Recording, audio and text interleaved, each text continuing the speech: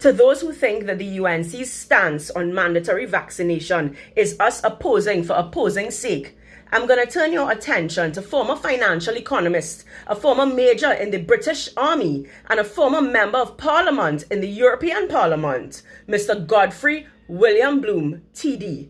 He says that this is blackmail, forced, coerced, blackmailing people into vaccination.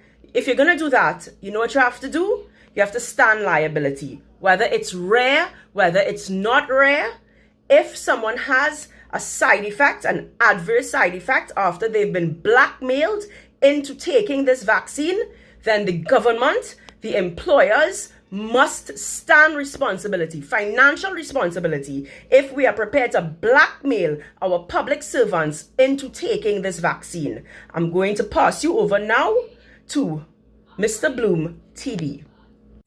And if your employer is going to insist that you have this jab, or the government's going to insist that you have this jab, we need to look about indemnity.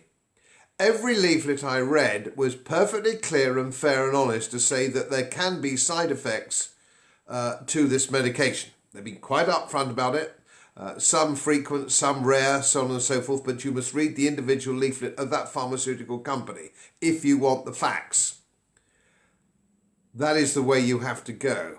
Now, if you're being coerced or blackmailed into having this procedure, I think we need to review the concept of indemnification. If your employer is saying you must have it and you have a serious bad reaction, it's for the employer then to say, we will indemnify you, we will give you sick pay, we will give you a lump sum payment in compensation, so on and so forth. Or it may be reclaimable from the government.